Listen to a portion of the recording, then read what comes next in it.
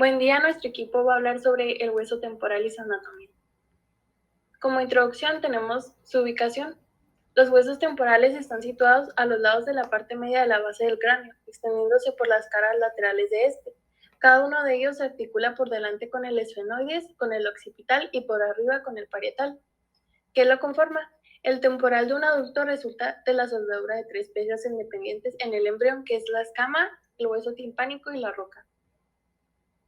El temporal tiene 4 fisuras, que la primera sería la fisura petroescamosa posterior. Se forma una vez que la porción mastoidea se solda con la base de la roca. La segunda sería la fisura petroescamosa superior, y esta surge cuando la porción escamosa se une con la cara anterosuperior de la roca. La tercera es la fisura de Gleiser, también conocida como una fisura timpanoescamosa anterior, y es formada cuando el anillo timpánico se solda con la porción escamosa. Y por último tenemos la fisura timpanoescamosa posterior. El mismo anillo forma por atrás con la apófisis mastoides de esta fisura. Como siguiente tenemos a la porción mastoidea. La porción mastoidea tiene dos caras, las cuales son la cara externa, que está proporcionada en el lugar de la inserción para los músculos occipital, además del auricular posterior. Este mismo es perforada por varios forámenes, siendo el foramen mastoideo el que tiene el mayor tamaño del mismo. A través de él, pues pasa el seno transverso de la dura madre. Después tenemos lo que es la cara interna, que la cara interna es por el surco sigmoideo profundo por el seno sigmoideo. Como siguiente tenemos los procesos y fosas. Tenemos el proceso mastoideo, que es aquel que proporciona el lugar de inserción para los músculos esternocleidomastoideo, además del esplenio de la cabeza y por último el longístico de la cabeza. Igual tenemos lo que es la cinsura mastoidea, que proporciona el lugar de inserción para el vientre posterior del músculo digástrico. Y ya como último de esta parte tenemos lo que son los bordes y espacios, que es el superior, que es el borde dentado por la articulación con el ángulo mastoideo del hueso parietal. Después tenemos lo que es el borde posterior, que es un borde dentado para la articulación con el borde inferior del hueso occipital. Y ya por último, pues tenemos el borde anterior, que es aquel borde que queda fusionado con la escama. Y después como espacios, pues tenemos las celdillas mastoideas que comunican con el antro mastoideo. Otra de sus porciones es la porción escamosa.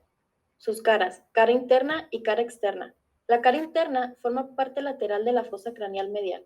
Presenta impresiones del lóbulo temporal del encéfalo.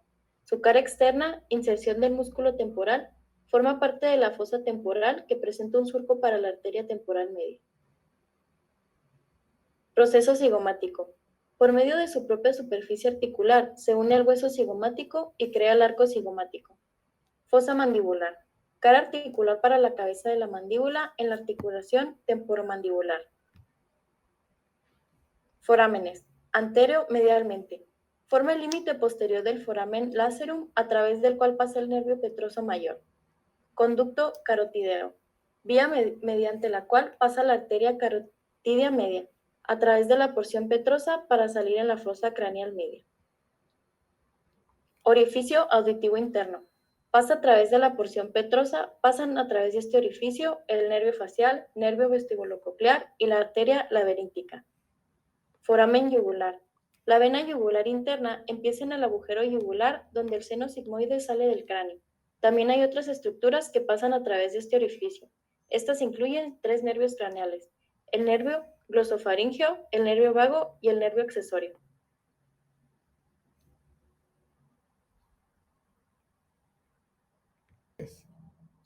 Luego vamos a tener lo que son las inserciones musculares. Un gran número de músculos se insertan en diferentes partes del hueso temporal.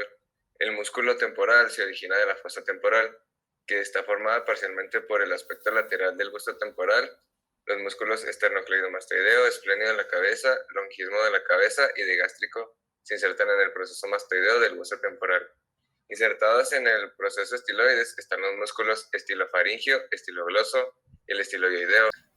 Tendríamos lo que es el músculo estiloideo, que la función del estiloideo es elevar el hueso ioides y retraer la lengua, lo que facilita la deglución debido a que empuja el bolo alimenticio hacia el paladar blando.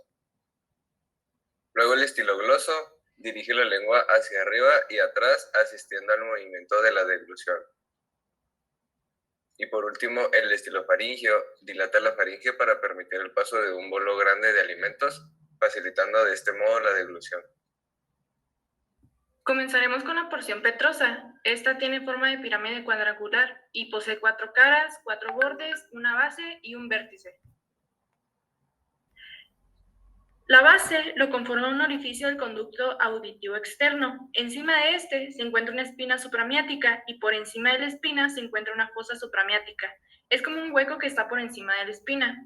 Ahora, lo que es el vértice se va a alojar anteromedial, que se articula con el hueso esfenoides y occipital. También hay un orificio carotidio interno. El orificio carotidio es un conducto, también es como un canal que perfora la porción petrosa. Tiene un orificio inferior. La arteria carótida entra por el orificio menor, hace un doblez dentro de la porción petrosa y luego sale por el orificio interno. Continuando con los bordes, tenemos el borde superior, que es el canal del seno petroso superior. En el borde posterior articula con el occipital, hay un canal del seno petroso inferior, también una fosita petrosa, que esta desemboca por medial. También tenemos un acueducto del caracol, también tenemos una apófisis o espina intrayugular y posterior, una ranura y carilla yugular. Estas estructuras están en relación con el agujero yugular, es el límite anterior del agujero rasgado posterior. Continuando con el borde anterior, que es esta parte se une a la porción petrosa con la porción escamosa y el ala mayor del hueso esfenoides, y ahí se encuentra el agujero rasgado anterior, que es cerrado por tejido fibroso. También desciende el noveno, décimo y undécimo par craneal y la vena yugular por el agujero rasgado posterior. También tenemos una fisura petrotimpánica, que visto desde la parte inferior hay una fisura que une a la porción escamosa. También tenemos el conducto musculotubárico, que son dos orificios. Por uno se mete el músculo del martillo y por el otro se encuentra la trompa tubárica. También se le llama faringotimpánica o trompa de Eustaquio. Es lo que va a tener comunicación el oído en medio con la faringe. Por último, el último borde es el inferior, que tenemos la apófisis vaginal, que es una elevación. Continuando con las caras, comenzamos con la anterosuperior, que se encuentra la fosa de Geyser, el hiato de Falopio y la eminencia de Arcuata. También tenemos el tegmen timpani. En la cara posterior, continuamos, hay un orificio del conducto auditivo interno, también un acueducto del vestíbulo y una fosa subarcuata. Continuamos con la cara posterior-inferior, que en la zona externa hay una apófisis estiloides, también un orificio estilomastoideo. En la zona media hay una fosa yugular y en la zona interna un orificio del conducto carotidio.